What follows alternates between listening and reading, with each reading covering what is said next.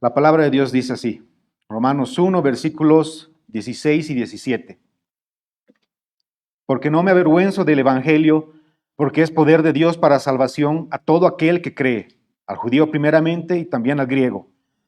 Porque en el Evangelio la justicia de Dios se revela por fe y para fe, como está escrito, mas el justo por la fe vivirá. Creo que estoy muy de acuerdo con una serie de autores a los que he podido estudiar, predicadores a lo largo de la historia de la iglesia, que este pasaje viene a ser el corazón de la carta a los romanos, viene a ser como un resumen de todo lo que Pablo va a venir a explicar a partir de los siguientes versículos en toda su carta. Realmente es una síntesis de lo que es el Evangelio, de lo que es la salvación, de por qué la necesitamos, etcétera, etcétera, etcétera. Voy a tratar de hacer honor a semejante pasaje que estoy seguro voy a poner todo mi esfuerzo, pero la palabra de Dios es tan rica, es tan grande. Esperemos que pueda llegar a dar un poquito de esta revelación especial que Dios nos ha dejado en su palabra que nos trae salvación. Yo les hago una pregunta antes de entrar al pasaje. ¿Por qué nos avergonzamos? ¿Cuáles son a veces las razones de avergonzarnos de alguien o de algo? Es porque vemos tal vez a alguien muy débil o nosotros nos creemos débil para hacer alguna tarea, porque vemos que algo es despreciado, menospreciado, sentimos vergüenza tal vez de hablar de ciertas cosas, de ciertas personas, porque hay esa pena, esa vergüenza de tratar con lo débil o con lo menospreciado tal vez por la mayoría, por la sociedad, por el mundo. Justamente este pasaje se ha titulado No me avergüenzo del Evangelio. ¿Y por qué? Porque vamos a ver cómo el cristiano no debe avergonzarse de la proclamación del Evangelio, porque es poder de Dios para salvación. El apóstol Pablo acaba de dar una serie de razones y quiero que todas esas series de razones nos las grabemos, penetre en nuestro corazón y nuestra alma para tener cada vez más valentía de predicar el Evangelio. Comenzando tal vez poniendo un poco el contexto histórico, conociendo el título del tema, No me avergüenzo del Evangelio, y las razones que vamos a describir a lo largo de este pasaje que vendrían a ser, ¿no es cierto?, la esencia de la predicación. Yo les hago una pregunta. ¿El cristianismo en los tiempos de Pablo era popular? ¿El cristianismo, la proclamación del Evangelio de ese judío crucificado, muerto, era popular? ¿Era agradable a los oídos de ese entonces? Yo creo que no.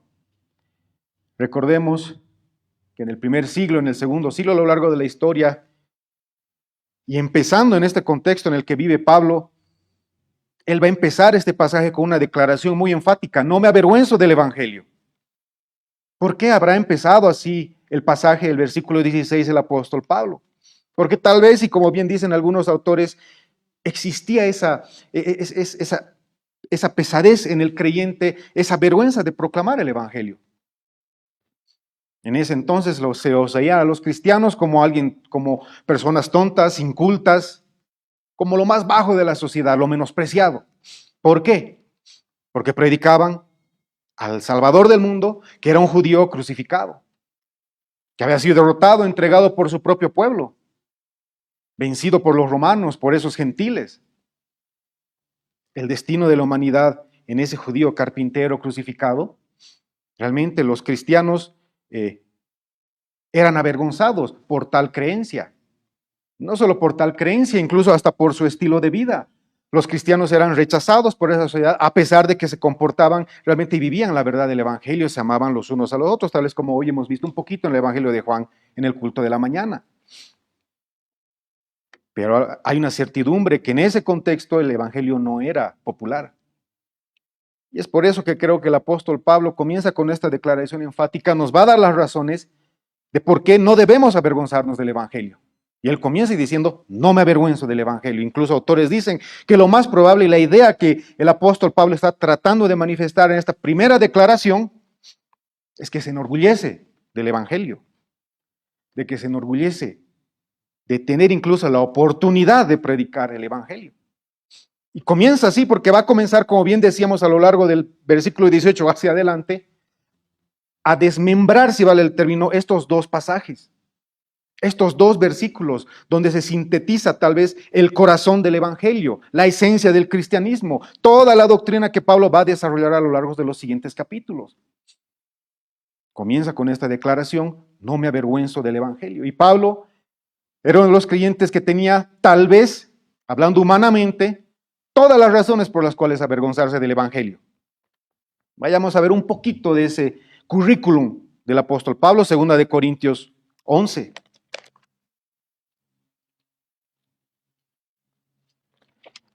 Del versículo 23 al 28. La palabra de Dios dice así. Y este pasaje, no puedo leer todo el pasaje que quisiera, pero habla de los sufrimientos de Pablo como el apóstol, como esa persona que predicaba el evangelio y que no se avergonzaba del evangelio, pero humanamente hablando, él tenía todas las razones para avergonzarse del evangelio, para no predicarlo, para escapar del evangelio, para salir del cristianismo, pero no lo hacía. Son ministros de Cristo, como si estuviera loco hablo, yo más, dice, en trabajos más abundantes, en azotes sin número, en cárceles, más en peligros de muerte muchas veces. De los judíos 5 veces he recibido 40 azotes menos 1, 3 he sido azotado con varas, 1 vez apedreado, 3 veces padecí naufragio una noche y un día he estado como náufrago en alta mar. En caminos muchas veces, en peligros de ríos, peligros de ladrones, peligros de mi nación, peligros de los gentiles, peligros en la ciudad, peligros en el desierto, peligros en el mar, peligros entre falsos hermanos, en trabajo y fatiga, en muchos desvelos, en hambre y sed, en muchos ayunos, en frío y en desnudez. Y además de otras cosas, lo que sobre mí se agolpa cada día, la preocupación por todas las iglesias. Apedreado en Listra hasta la muerte, colgado por un canasto para rescatar su vida cuando estaba comenzando a predicar el evangelio. ¿Vieron todo lo que tenía que atravesar, lo que atravesó el apóstol Pablo por proclamar el evangelio? Yo creo que el apóstol Pablo tenía todas las razones suficientes para avergonzarse y no predicar el evangelio, pero no lo hacía. Y por eso comienza con esa declaración: no me avergüenzo del evangelio. También creo, como dicen tal vez algunos autores, que el apóstol Pablo está iniciando esta carta a los romanos con esta declaración porque quiere motivar a los hermanos en Roma de que no se avergüencen del evangelio. Sabemos que el evangelio no es popular, el cristianismo no es popular. Vamos a ver las razones de por qué no debemos avergonzarnos del evangelio. Creo que eso también está transmitiendo el apóstol Pablo.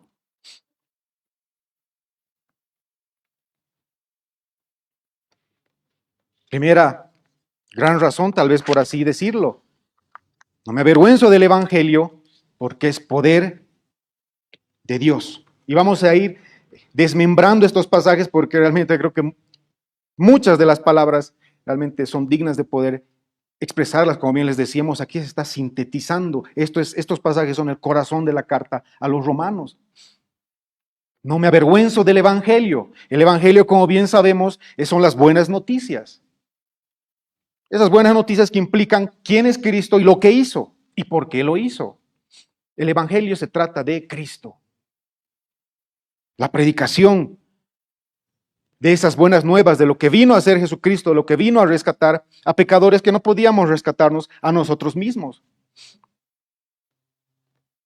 El Nuevo Testamento, bien nos dice un autor, el evangelio hace referencia a esas buenas nuevas del reino de Dios y de la salvación a través de Cristo. El evangelio se trata de Cristo. ¿Y qué es el evangelio? Hemos visto, primer gran punto del sermón. El apóstol está transmitiendo la idea de que no debemos avergonzarnos del evangelio. Ahora nos va a dar las razones y la primera razón es porque es el poder de Dios. El poder de Dios, este término implica, y creo que todos conocemos, un objeto explosivo que se llama dinamita. El origen de esta palabra poder es justamente eso, dunamis, de ahí viene el término dinamita. ¿Y qué hace referencia a este término? Hace referencia a un poder, a una fuerza manifiesta visiblemente. Pablo está diciendo que el evangelio es un poder, es una fuerza que se va a manifestar visiblemente. Y en este caso, en la vida de las personas. Ya vamos a ir desglosando poco a poco.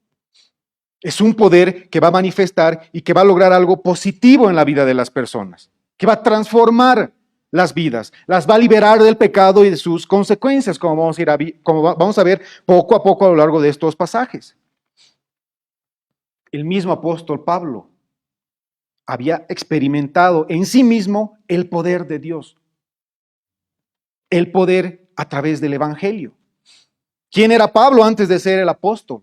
La persona que, como bien vemos en las Escrituras, nos ha dejado la mayor cantidad de revelación en el Nuevo Testamento. Era un perseguidor de la iglesia. Iba de ciudad en ciudad, apresando a cristianos. Odiaba el nombre de Cristo. Ese era Pablo, por si acaso. Pablo no nació siendo cristiano, amando a Cristo, luchando por él, predicando el Evangelio. Todo lo contrario. Era un perseguidor de la iglesia, quería destruir el nombre de Cristo, destruir a la iglesia de Cristo. Él mismo ha experimentado en su vida el poder de Dios, esa fuerza que claramente se ha manifestado en su vida y ha sido visible para todos los que lo conocían, para toda la humanidad, a través de las cartas incluso que nos ha dejado. El poder de Dios. Y este término de, aunque parezca un poco, a veces leemos la Biblia y se nos pasan ciertos términos, tal vez muy simples para nosotros, hace referencia a este poder de Dios, a que la fuente del poder es Dios mismo. No es el hombre, no es algo que haga el hombre o que deje de hacer, sino que el poder de Dios, que es el Evangelio, es la mismísima manifestación de Dios, de su poder. Él es la fuente de este poder. Él imparte este poder a través del Evangelio, a través de Cristo, que hemos visto en 1 Corintios 2:5. Cristo, el poder y sabiduría de Dios. La salvación solo llega a través de Cristo, que es poder y sabiduría de Dios. 2 Corintios 6:7. Vayamos a la palabra también que nos dice. Y en palabra de verdad, en poder de Dios, con armas de justicia diestra y siniestra, por honra y deshonra, por mala fama y por buena fama como engañadores, pero veraces, como desconocidos, pero bien conocidos, como moribundos, mas aquí vivimos como castigados, mas no como muertos, sino referencia al poder de Dios.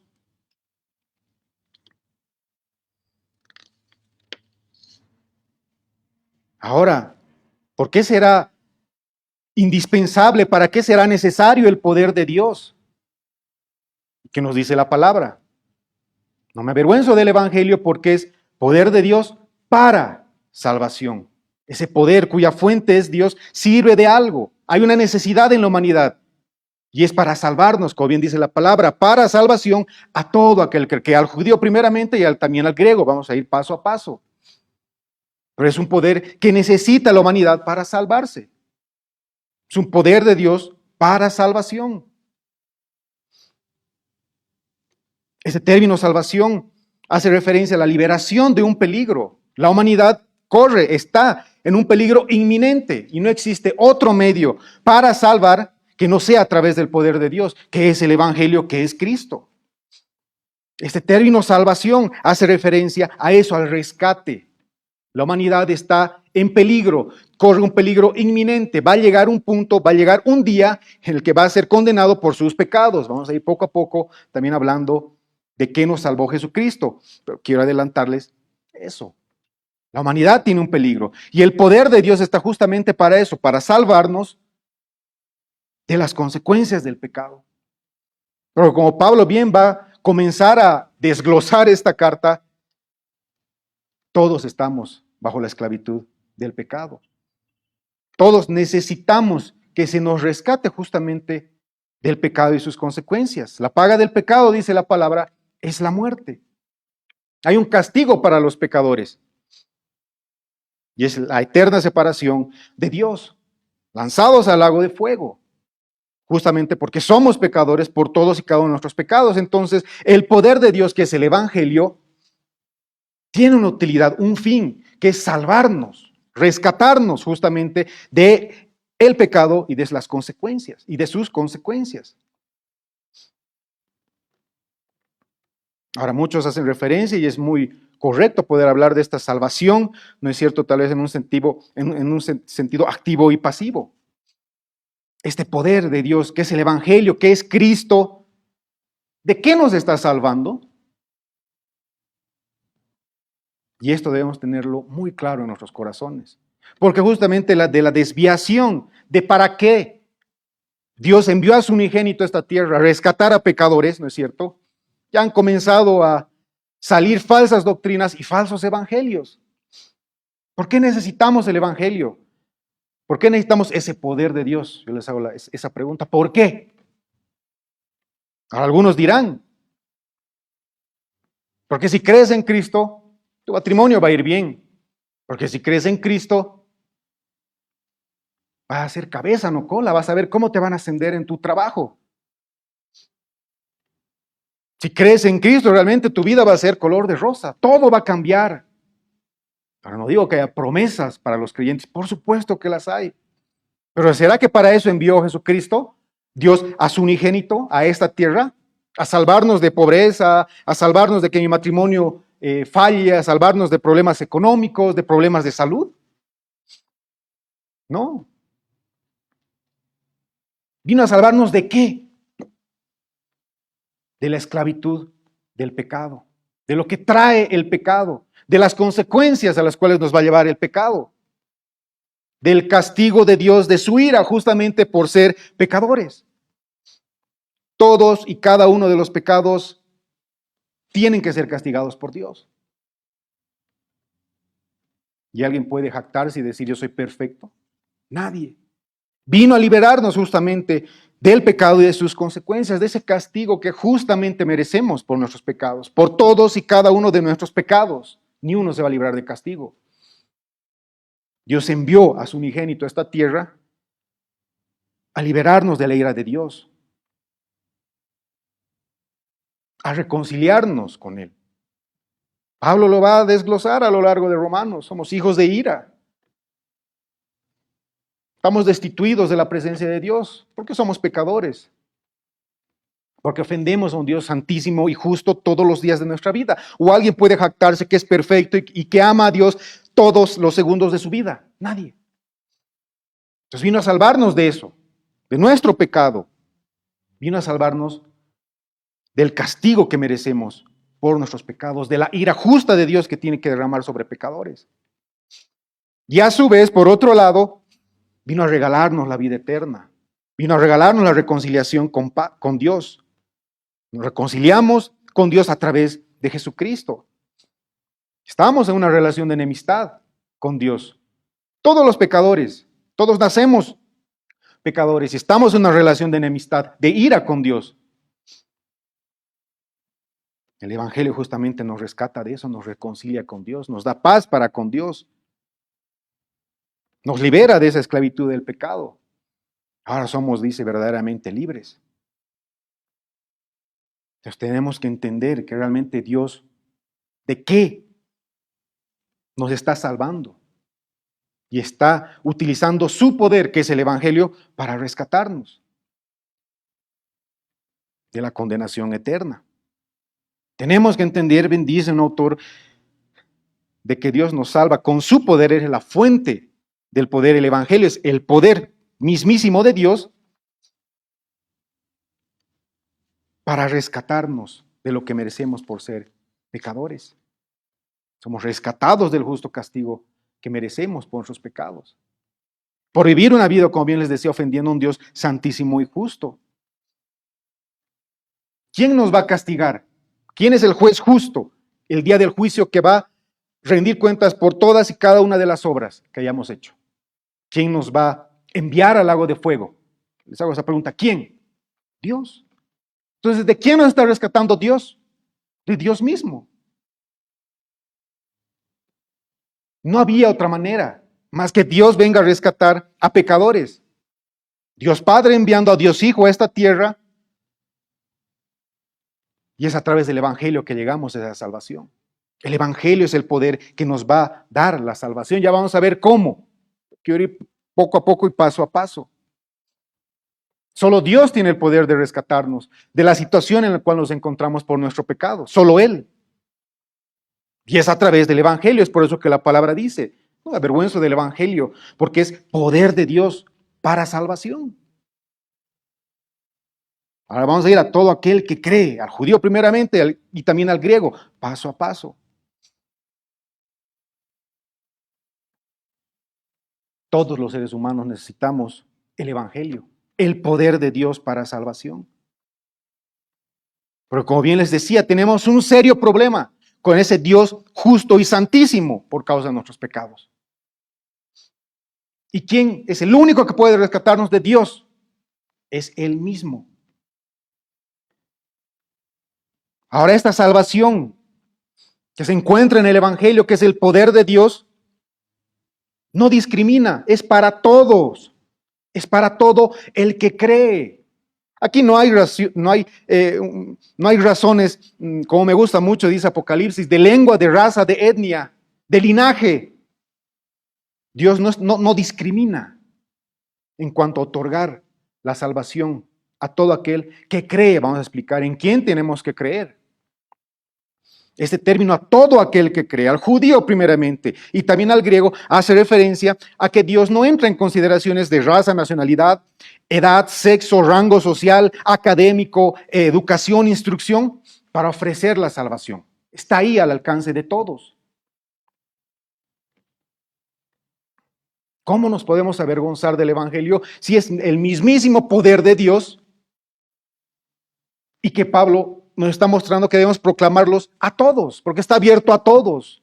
No se discrimina a nadie, por ninguna razón.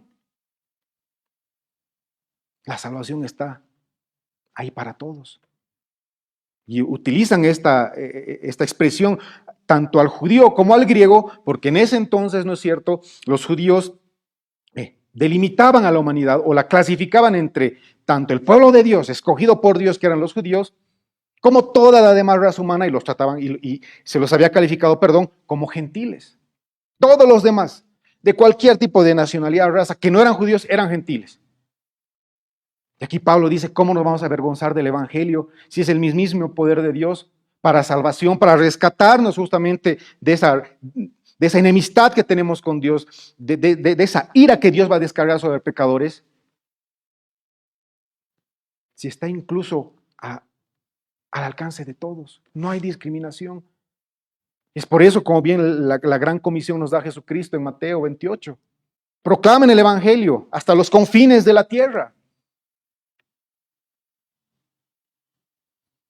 Ahora, hay una condición. El Evangelio es poder de Dios, el mismísimo poder de Dios, para salvación. Salvarnos de Dios mismo, como bien les decíamos. Hay una condición sine qua non, exclusiva. ¿Para quiénes? ¿Para todos? Muchos sí, está abierto para todos. Aquí no hay discriminación, distinción de ningún tipo. Consideraciones económicas, sociales, culturales, nombre, apellido, flaco, gordo, alto, bajo. No hay esa discriminación, es para todo. Pero, ¿cuál es la condición? Para todo el que cree. Para todo el que cree. Y esta palabra, los judíos lo entendían de una manera muy completa, cosa que tal vez en la traducción un poco se escape la idea que quiere dar el autor. Para el pueblo judío este término creer no solo implicaba una proclamación de boca para afuera, como decimos bien acá. No implicaba solo una declaración pública, es necesario declarar, ¿no es cierto?, que somos salvos, como bien vamos a ver un poquito más adelante, no quiero adelantarme, para todo el que cree, como bien decíamos, el Evangelio. Pero ese creer no solo implica declararlo, proclamarlo, sino también hacer algo porque creo. Es lo que dicen algunos autores del término creer. Me gusta muchísimo cómo lo dice Hendricks. Fe en acción. No es solo un mero conocimiento intelectual, no es solo algo que hago una vez en mi vida y después queda ahí, no. Ese término creer implica una acción continua repetida, ese es el tiempo verbal de la palabra creer. Toda tu vida, ese término nos muestra de que debemos poner nuestra confianza, ¿no es cierto? De que esa fe, ese creer, tiene que estar en acción, tiene que ser una fe viva. ¿Y en quién? En Jesucristo.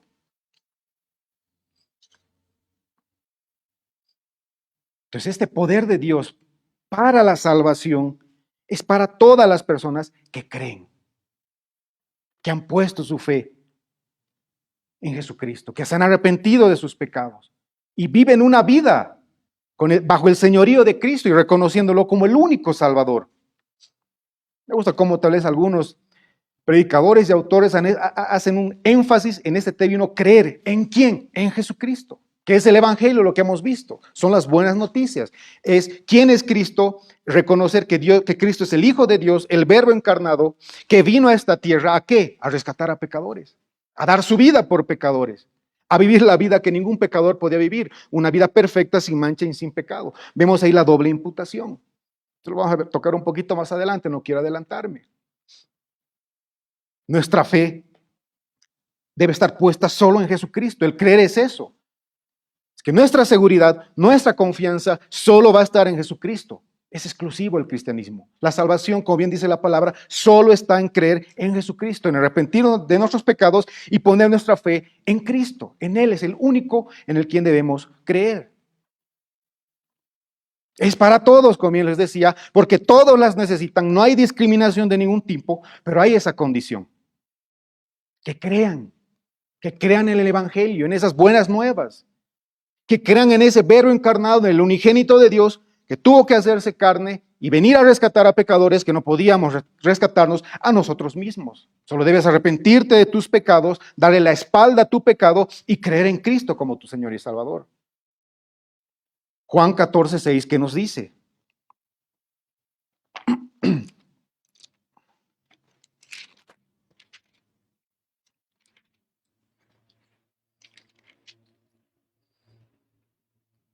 La palabra de Dios dice así. Jesús dijo, yo soy el camino y la verdad y la vida. Nadie viene al Padre sino por mí. 1 Timoteo 2:5.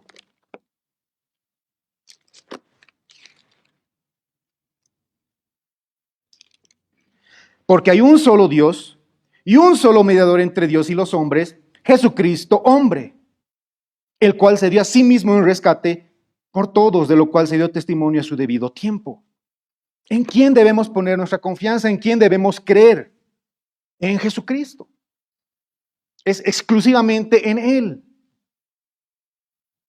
La palabra acá nos dice que el Evangelio, que son las buenas noticias de Cristo, quién es Él, lo que Él hizo, por qué lo hizo, es el poder de Dios. No nos dice es uno de los poderes de Dios, es uno de los caminos a través de los que encontramos salvación. No, nos dice es el poder de Dios para salvación, solo el Evangelio.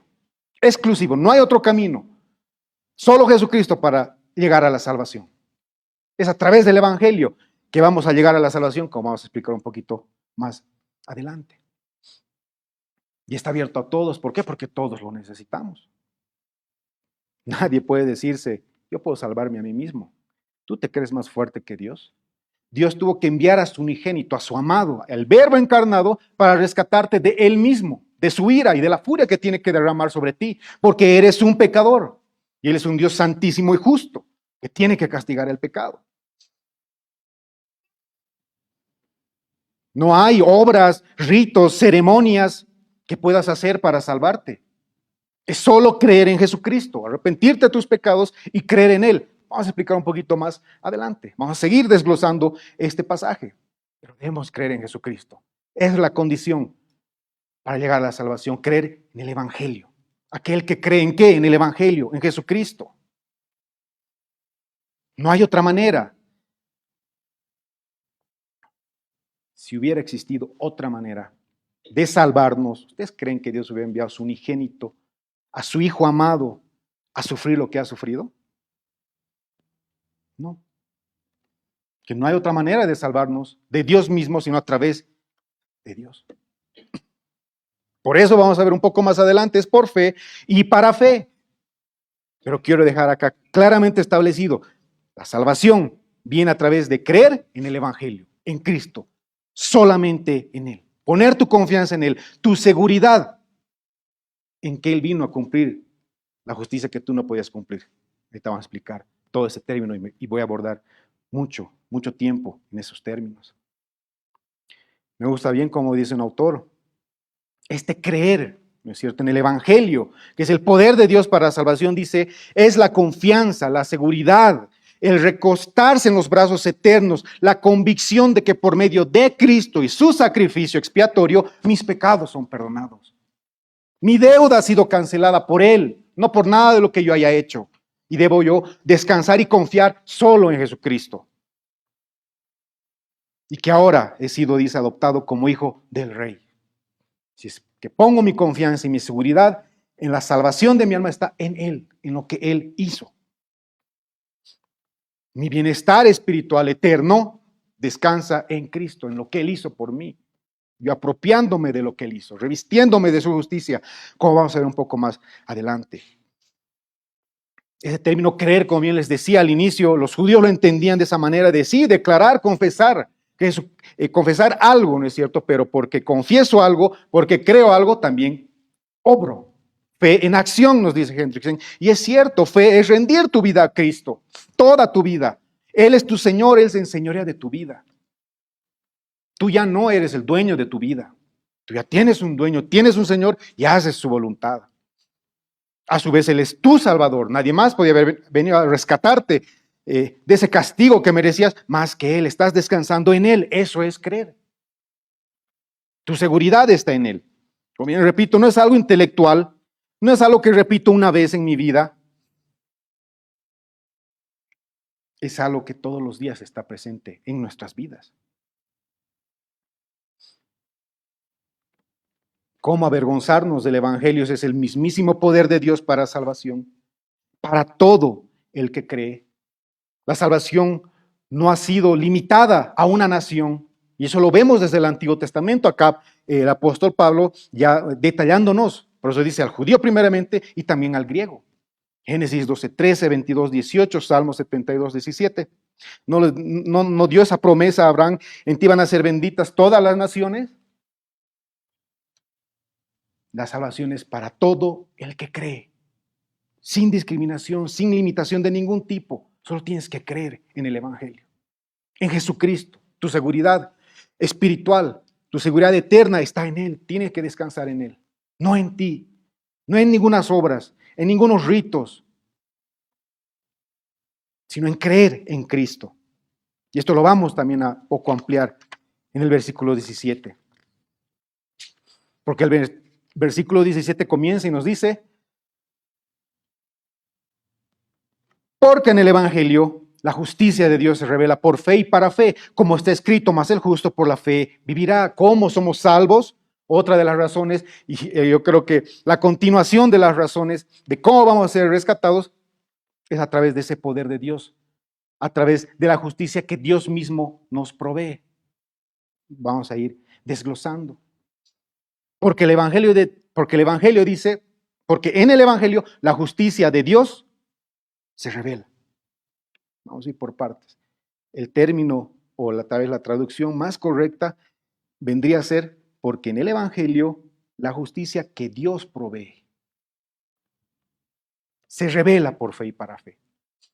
¿Por qué hago ese énfasis? Porque el correcto entendimiento de este pasaje ha provocado uno de los avivamientos más grandes de la historia en la Edad Media. Lutero, entendiendo bien este pasaje, se ha dado cuenta de que la salvación es solo por la fe. Dio lugar a ese origen y a ese movimiento que, si bien ya existían unos pre-reformadores, realmente el entendimiento de este pasaje dio a Lutero para que se convirtiera en uno de los ejes principales de la Reforma y de que la iglesia vuelva a las Escrituras.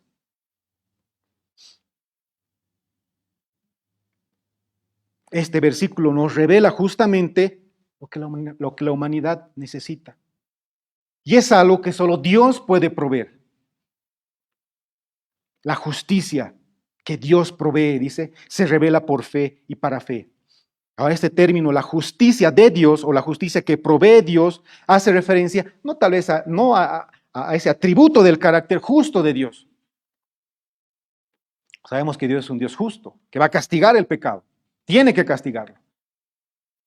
Pero acá el término, la justicia de Dios, hace referencia a esa provisión dada por Dios a pecadores que se manifiesta, que se revela en el Evangelio, para que puedan ser declarados justos ante Dios. Y eso es solo a través o por medio de Jesucristo. A través que, como bien decíamos, de creer, de apropiarme de lo que Él hizo por mí, por un pecador. Dios es el que provee la justicia para que nosotros podamos presentarnos delante de Él como justos. Y eso es porque estamos en Cristo, porque creemos en Cristo, porque nos revestimos de la justicia de Cristo. La justicia dada por Dios a pecadores se revela, se manifiesta, la podemos ver en el Evangelio, en Cristo. En esa buena noticia donde se revela la justicia de Dios. Acá no estamos haciendo referencia o explicando respecto de esa justicia retributiva de Dios que tiene que dar por el pecado. La paga del pecado es la muerte. Todos somos pecadores, todos tenemos que sufrir un castigo. No, aquí estamos haciendo referencia a ese don, a la justicia que Dios provee por su pura misericordia a pecadores que no podían presentarse ante Dios con su propia justicia porque no la tenemos. O alguien puede presentarse ante Dios y decirle, yo soy justo, yo he sido perfecto, sin mancha y sin pecado toda mi vida. Yo no necesito de la justicia de Cristo, nadie, porque todos somos pecadores. Y bien lo va a abordar Pablo desde el capítulo, desde los siguientes versículos, prácticamente hasta el capítulo 3. Que todos estamos en bancarrota espiritual, todos somos pecadores y merecedores de la ira de Dios, pero en el Evangelio se manifiesta esa justicia que Dios nos provee, que Dios nos da para que podamos salvarnos. Es un regalo a quienes no tenemos justicia. Y solo, como bien hemos explicado, por medio de Cristo. Bien dice un autor, es esa justicia libremente imputada al pecador por la gracia soberana de Dios en base a la expiación vicaria de Cristo. Vámonos a Efesios 2.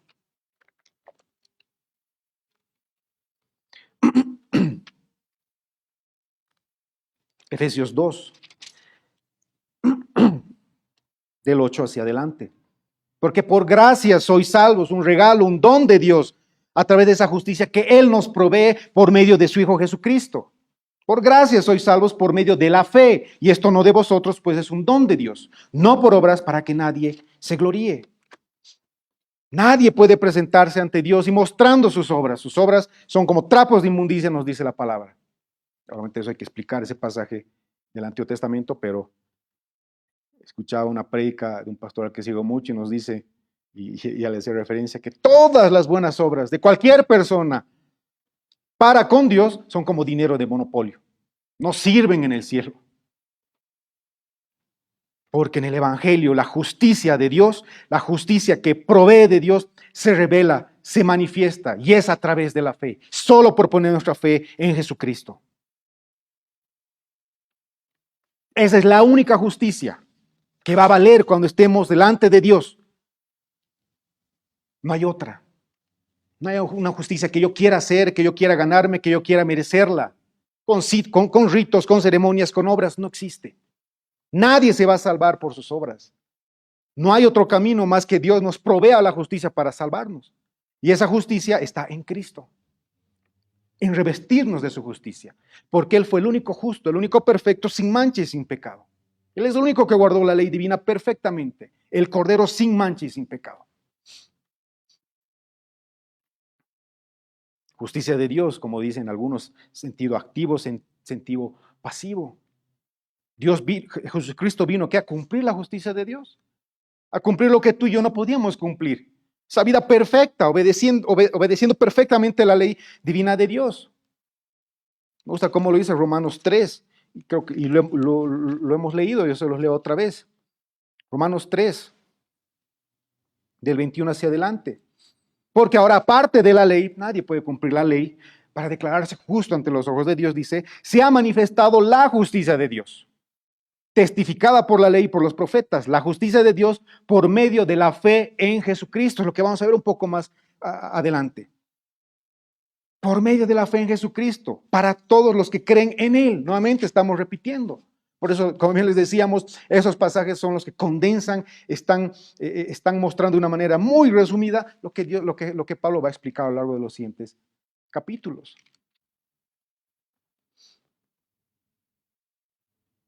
En este pasaje, versículo 17, la justicia de Dios hace referencia a la justicia que Dios aprueba, requiere y entrega, nos dice un autor, para poder presentarnos ante Dios como justos. Pues por creer en Jesucristo, por apropiarnos de su justicia. Porque Él vino a hacer dos cosas. Primero, a cumplir la justicia de Dios, como yo les decía, que tú y yo no podemos cumplirla. Él vino a ser el único hombre perfecto, de obediencia perfecta, y a su vez, Él vino a soportar el castigo, a ser nuestro sustituto en esa cruz, a soportar el castigo por todos y cada uno de los pecados de todos los que ponemos nuestra confianza en Cristo. En esa cruz, y eso me repito siempre, es el sacrificio perfecto por los pecados de su pueblo. Él vino a hacer esas dos cosas.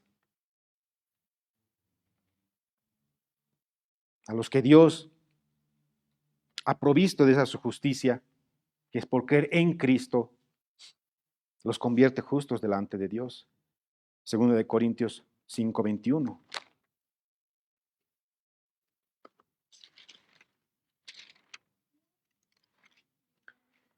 La doble imputación, ese glorioso intercambio, la palabra de Dios dice así. Al que no conoció pecado, por nosotros lo hizo pecado, fue tratado como pecador en esa cruz, cargó nuestros pecados, fue molido por nuestros pecados, Dios derramó toda su ira en esa cruz por todos los pecados de los que van a poner su confianza en Cristo. 5:21. Continuamos. Para que nosotros fuésemos hecho justicia de Dios en Él. Al creer en Cristo nos apropiamos de su justicia. Se nos imputa su justicia y Él cargó el castigo por nuestros pecados en esa cruz. La doble imputación. Y es solo por la fe. Vamos a explicar ese término que sí es un término que hay que entenderlo por fe y para fe. Por ende, nadie en la humanidad puede jactarse de su salvación, de que algo haya hecho. Es un regalo de Dios de principio a fin, porque Dios nos provee el medio para salvarnos. Poner nuestra confianza en Jesucristo. No hay ningún ser humano que pueda cumplir, satisfacer la justicia de Dios. No hay ni uno, ni uno. Por eso se vio la necesidad de que Dios envía a su unigénito, el Verbo encarnado, a que venga a cumplirla por nosotros. No nos damos cuenta que la humanidad está en una situación totalmente desamparada por su pecado.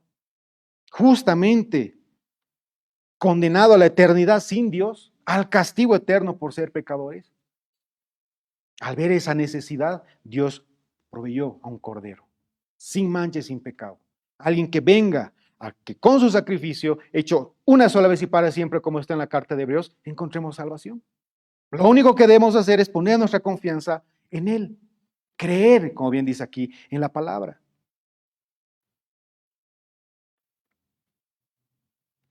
Bien nos dice la palabra, se revela, se manifiesta por fe y para fe. Ahora esto sí hay que entenderlo un poquito. ¿Y qué hace referencia cuando mostramos estos términos? Porque en el Evangelio la justicia de Dios, que lo hemos explicado, se revela por fe y para fe.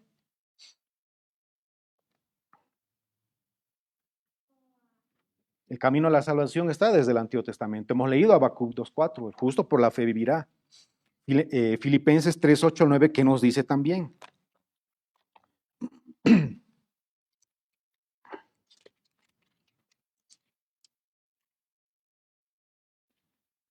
Y ciertamente dice, aún estimo todas las cosas como pérdida, por la excelencia del conocimiento de Cristo Jesús. Conocimiento de Cristo Jesús, mi Señor, el creer en Él, por amor del cual lo he perdido todo y lo tengo por basura, para ganar a Cristo y ser hallado en Él, no teniendo mi propia justicia, que es por la ley, sino la que es por la fe de Cristo, la justicia que es de Dios por la fe. ¿Cómo se nos repite a lo largo de las Escrituras? Ya hemos visto Romanos 3, hemos visto Habacuc, que todo es por la fe en Cristo. Apropiarnos de la, fe, de la justicia, de revestirnos de la justicia de Cristo. Que no podemos alcanzar nosotros satisfacer la justicia de Dios porque somos pecadores. La ley se nos mostró y se nos dio, ¿para qué? Para que reconozcamos que somos pecadores, que no podemos dejar de pecar, que no podemos cumplirla. Ese es otro tema, pero al punto es de que en el Evangelio encontramos justamente esa provisión de la justicia de Dios a través de Jesucristo. Y se nos dice por fe y para fe. Y el entendimiento de esto es clave también para entender la totalidad del Evangelio.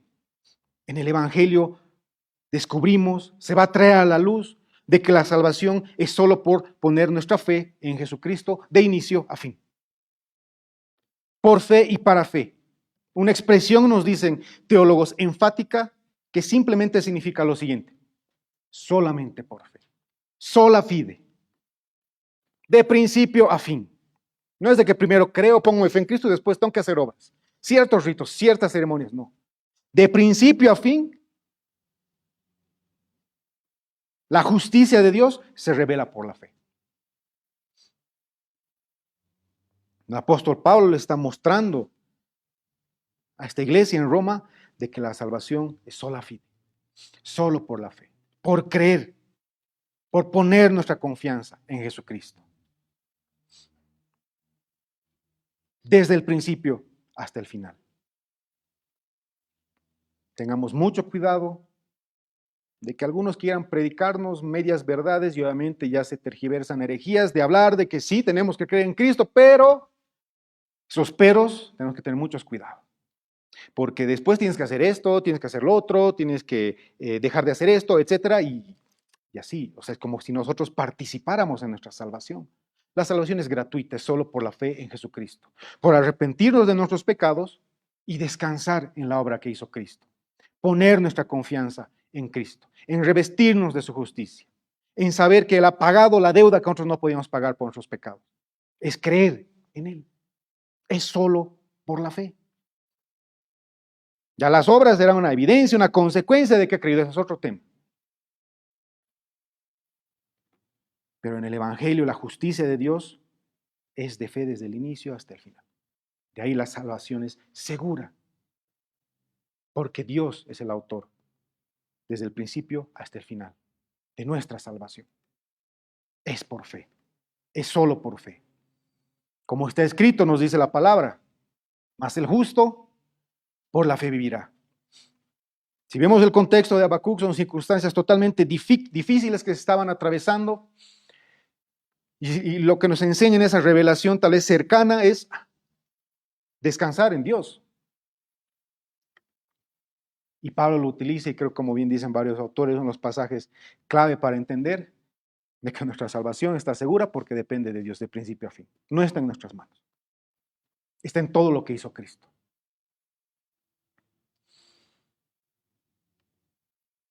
La justicia, bien dice un autor, y en consecuencia dice la salvación, es presentada repetidamente como un tesoro que pertenece a Dios. Por medio de la gracia soberana, Él la otorga como un don a todos aquellos que confían en Él, a todos aquellos que ponemos nuestra confianza en Cristo. Es la condición sine qua non, descansar en lo que hizo Cristo, en quién es Él y lo que Él hizo. ¿Cuántos pasajes hacen referencia a que la salvación es de Dios de inicio a fin? Isaías 12:2. He aquí Dios es mi salvación, tendré confianza, dice, y no tendré temor, porque Jehová mismo es mi fuerza y mi canción. Él se ha transformado en mi salvación. Salmo 27:1, el temor, el Señor es mi luz y mi salvación. ¿De quién temeré? Tú eres el Dios de mi salvación, Salmo 25:5. La salvación es del Señor, Salmo 3:8. Iglesia, en estos pasajes contemplamos la esencia del cristianismo, cómo avergonzarnos de tener y de ser instrumentos de Dios para poder proclamar las buenas nuevas de salvación. Si dicen algunos autores, tal vez Pablo está animando al pueblo de Roma. Como bien les he hablado al inicio, el cristianismo no era nada popular. Y a lo largo de la historia vemos de que el verdadero cristianismo y el verdadero evangelio proclamado no es popular. Pero no debemos avergonzarnos, dice el apóstol Pablo. ¿Por qué? Porque es el poder de Dios para salvación. Y nosotros como instrumentos tenemos que proclamar las buenas nuevas. Que Cristo es el poder y la sabiduría de Dios, también como dice la palabra. Y es un mensaje que debemos proclamar a todos, sin discriminación. Dios no limita la salvación por razones de nacionalidad, de lengua, de situación cultural, económica, etcétera, etcétera. No, es para todos. Hay una condición. que hemos visto para todo aquel que cree en Jesucristo, que cree en el Evangelio. Porque Dios mismo tuvo que rescatarnos del mismo, enviando a su unigénito, proveyéndonos su justicia a través de Cristo, a través de todo lo que Él hizo. Primero, a que Él venga a ser el único hombre de carne y hueso perfecto, sin mancha y sin pecado. Él vino a cumplir la justicia que tú y yo no podemos cumplir. Y a su vez Él vino a soportar el castigo que nosotros teníamos que soportar. Él fue nuestro sustituto en esa cruz. Él fue el sacrificio perfecto por los pecados de su pueblo. Lo único que tienes para apropiarte de esa salvación es creer en Jesucristo como tu Señor y Salvador. Descansar en Él. Tu seguridad es Él. De principio a fin. Es solo por fe. No por obras para que nadie se vanagloríe. Mas el justo por la fe vivirá. Iglesia, y como creyentes primero debemos vivir agradecidos cada día porque Dios nos proveyó su justicia a un Salvador que es unigénito. Que no se cansen nuestros labios de agradecer, porque Él nos rescató de Él mismo y no había otra manera. Porque si hubiera otra manera, Él no hubiera enviado a su unigénito a sufrir lo que Él ha sufrido, por pecadores, por viles pecadores como tú y yo. Y si tú que nos estás escuchando, nos visitas o nos estás viendo, no te has arrepentido y no crees en Jesucristo como el único camino a la salvación, estás a tiempo. Este mensaje es para ti. Solo debes creer en Él. Debes reconocer que tienes un problema muy serio con Dios. Un problema del cual solo Él puede salvarte. Que es tu pecado. Tienes un problema, como bien hemos estudiado, muy serio con su justicia. Y tú no puedes salvarte con tus obras, creyéndote un buen padre, un buen hijo. Ahora no digo que seamos buenos padres o que seamos malos hijos. No. La salvación eterna de tu alma solo depende y solo hay un camino para entrar a la salvación, que es creer en Jesucristo, arrepentirte de tu pecado y poner tu confianza en Él, en todo lo que Él hizo por ti. Que Él vino a cumplir la justicia de Dios, Él vino a soportar tu castigo. No te vayas después de escuchar esta enseñanza, la palabra de Dios, sin entregarle tu vida a Cristo, sin descansar en Él, sin que Él sea tu seguridad y tu confianza en cuanto a tu salvación. Ya los que hoy ya creemos y en Cristo nos hemos arrepentido, que ese también sea un mensaje de que en nuestra boca nunca nos cansemos de darle gracias a Dios, porque Él lo hizo todo para nuestra salvación. La salvación, como siempre me repito, de inicio a fin, es toda tuya, Dios. Tú la provees, la has provisto a través de Jesucristo y la guardas hasta el final.